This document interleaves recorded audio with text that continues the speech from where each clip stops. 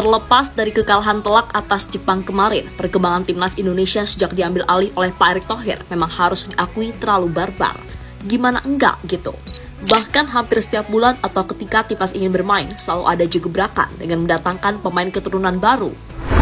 Ya, melihat segala realita yang ada, maka adalah hal yang wajar jika aliansi Tim Teng merasa heran, kok bisa tim ASEAN punya skuad semewah ini? Karena kabarnya untuk bisa bersaing di babak round 4 ini, Indonesia kembali memajukan banding untuk menjadi tuan rumah.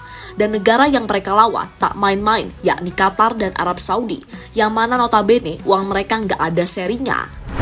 Selain itu, Indonesia juga telah mempersiapkan 4 pemain baru yang prosesnya akan dipercepat. Karena ya tadi, kans Indonesia ke Piala Dunia masih terbuka lebar, sehingga sebisa mungkin mereka akan melakukan segala upaya untuk bisa mengalahkan aliansi tim-tim dari Timur Tengah.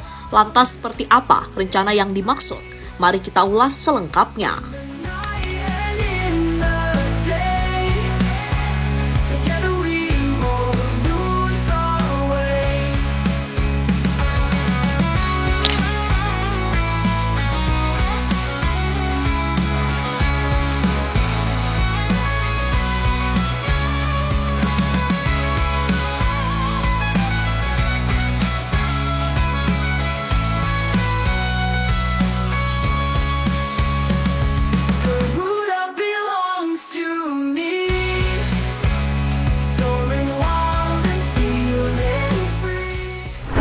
Kekalahan atas Jepang kemarin membuat timnas Indonesia belajar cukup banyak.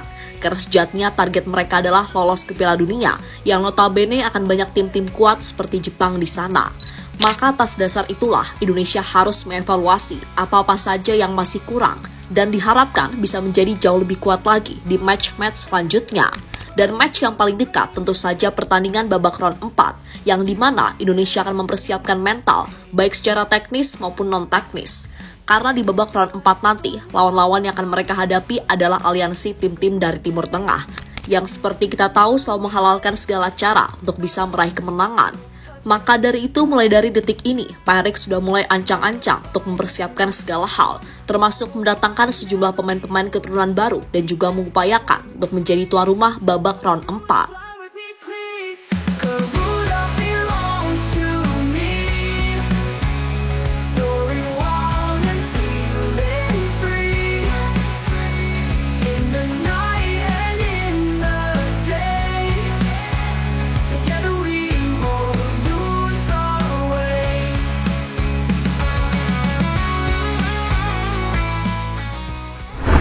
Sementara di sisi lain, tim-tim dari Timur Tengah seperti Qatar dan Arab Saudi sendiri merasa cukup was-was dengan segala kejutan demi kejutan yang diberikan oleh timnas selama babak round 3 kemarin. Dari siapa yang menyangka gitu? Tim debutan yang memiliki rank paling bawah bisa bersaing di grup C, yang memang dikenal sebagai salah satu grup paling sulit. Terutama ketika Indonesia berhasil menahan imbang Arab Saudi di kandang ketika masih ditangani Roberto Mancini dan menang 2-0 ketika bermain di GBK. Tak hanya Arab Saudi, mereka juga mampu menahan imbang tim langganan Piala Dunia Australia di laga pembuka. Dan yang cukup membuat aliansi tim-tim Timur Tengah takjub dengan perkembangan Indonesia ketika mereka berhasil membuat Bahrain tertunduk lesu meskipun mereka sempat bermain kotor.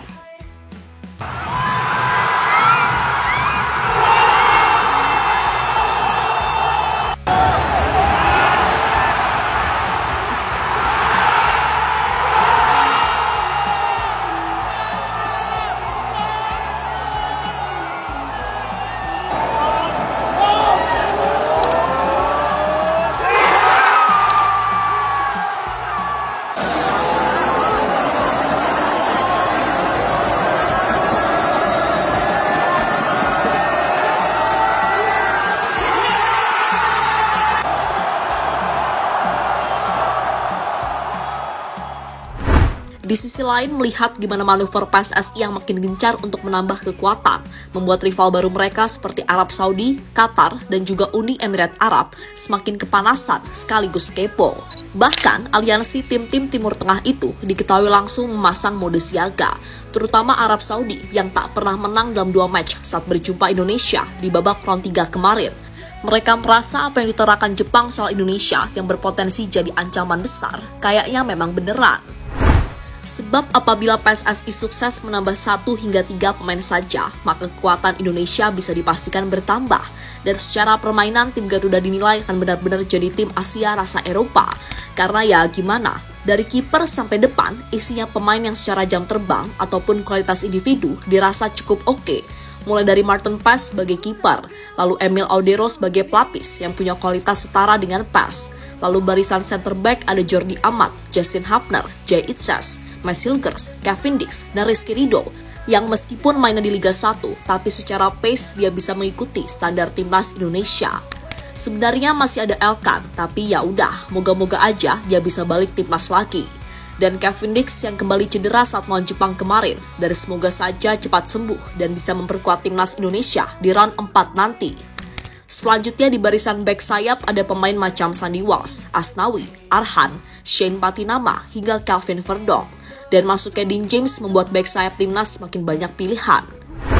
Kemudian di barisan gelandang ada Nathan Choon, Ivan Jenner, Tom Haye, Marcelino, dan masuknya Joe Pelupasi membuat lini tengah timnas semakin mewah lagi.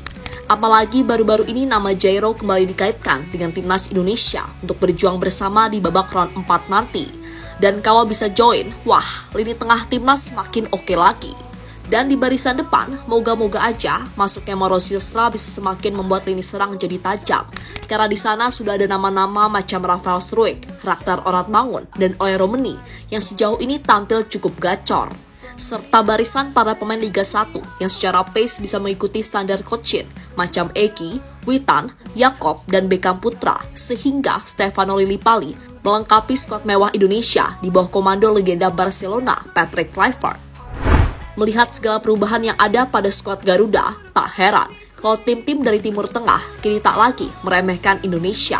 Bahkan kini mereka menganggap timnas Indonesia sebagai salah satu ancaman paling nyata.